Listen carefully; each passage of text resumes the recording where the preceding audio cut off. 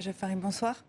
Bonsoir. Vous êtes le président de l'association Enfants d'Afghanistan et d'ailleurs vous êtes vous-même un ancien réfugié afghan en France. On vient d'entendre ces témoignages.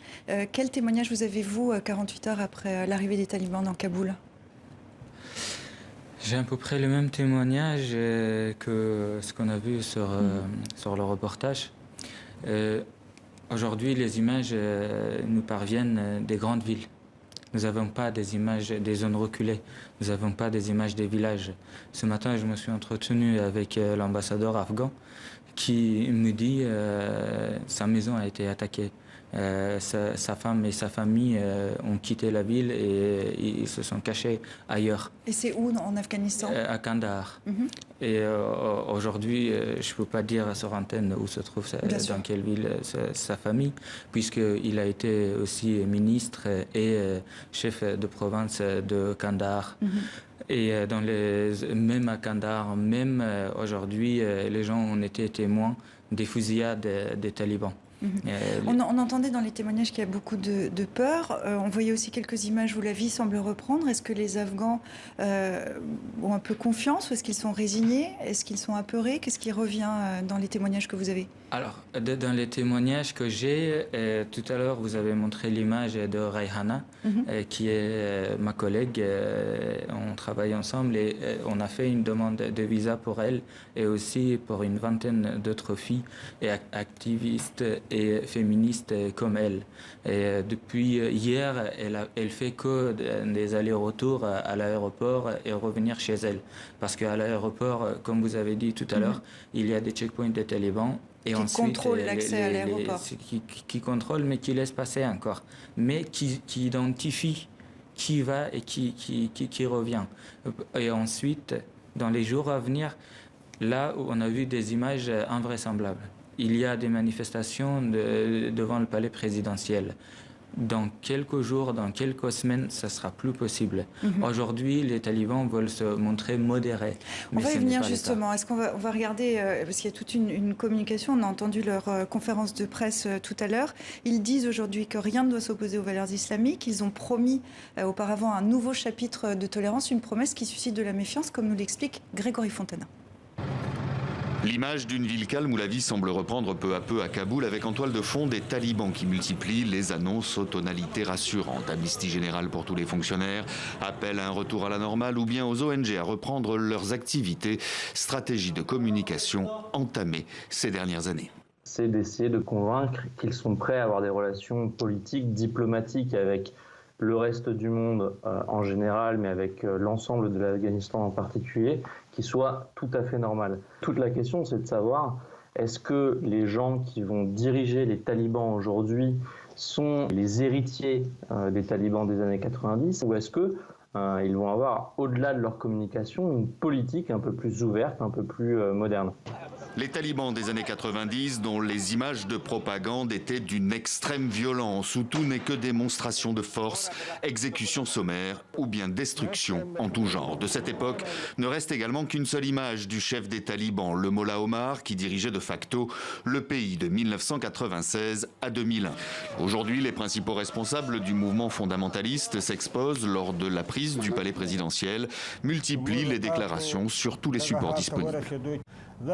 Nous devons montrer comment nous pouvons servir notre nation et assurer la sécurité, le confort de vie et la satisfaction d'une vie paisible à l'avenir. À l'époque des années 90 et du Mollah Omar, les gens n'étaient pas connectés aux médias comme ils le sont aujourd'hui. Aujourd'hui, même dans les régions les plus reculées de l'Afghanistan, quasiment toutes les familles ont au moins un téléphone qui leur permet de se connecter aux réseaux sociaux. Et du coup, les chefs talibans ne font ni plus ni moins que la même chose.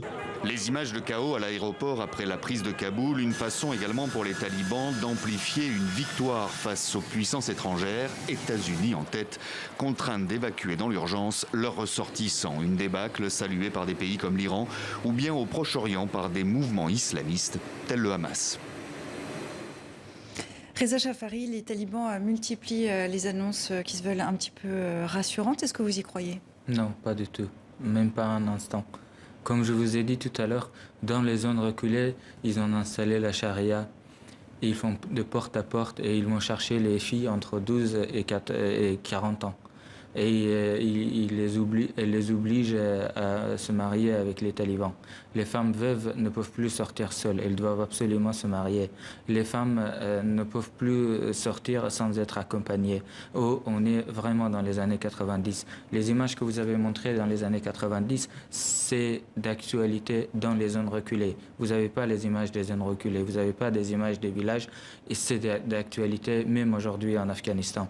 Aujourd'hui, tout ce qu'ils font, c'est pour se rendre légitime, pour dire qu'on est un gouvernement légitime. En parlant de légitimité, vous le disiez à l'instant, vous êtes entretenu avec l'ambassadeur d'Afghanistan ce matin. Il représente toujours Ashraf Rani, le président qui a pris la fuite. Qu'est-ce qu'il vous a dit à propos de ce départ d'Ashraf Rani? Alors, pour lui, Ashraf Rani a fait le meilleur choix. Parce que tout a été déjà planifié. Les Américains étaient au courant de tout. Ils savaient que les talibans allaient arriver. Les Américains, ces deux derniers jours, ils n'arrêtaient pas d'insister à Ashraf Rani de signer sa démission, ou soit de faire passer le pouvoir, passation de pouvoir. Et ainsi, les talibans pouvaient avoir un gouvernement légitime aux yeux du monde entier. Ashraf Rani a fui le pays, c'est vrai, mais pour dire que les barbares ont attaqué Kaboul et j'étais obligé de partir et fuir. Et les talibans ont pris la ville par la force, et ont pris tout le pays par la force. Et ce qu'on demande à la communauté internationale de ne pas reconnaître cet état des talibans. Et ce gouvernement n'est pas légitime, ce n'est pas un gouvernement légitime, ce que doit reconnaître la communauté internationale, l'Europe et le reste du monde. Donc l'ambassadeur d'Afghanistan en France vous dit qu'Ashraf Rani n'a pas cédé à ce chantage. Le chef de l'OTAN fustige, lui, un échec des autorités afghanes face aux talibans. Joe Biden leur renvoie la responsabilité. Est-ce qu'ils ont raison ? Alors, je vais vous dire quelque chose. Quand vous êtes dans une base militaire et que vous voyez vos camarades en train de mourir et qu'il n'y a rien, et vous vivez avec des morts pendant des semaines, et tous les jours vous avez des messages, vous avez suivi sur les journaux américains, ils n'arrêtaient pas de dire dans une semaine, dans 2 semaines, la capitale va tomber, dans une semaine le pays va tomber. Les soldats suivaient tout ça, c'était un poison pour l'armée afghane. Ils ont empoisonné l'armée afghane. Personne n'avait envie de se battre parce qu'ils savaient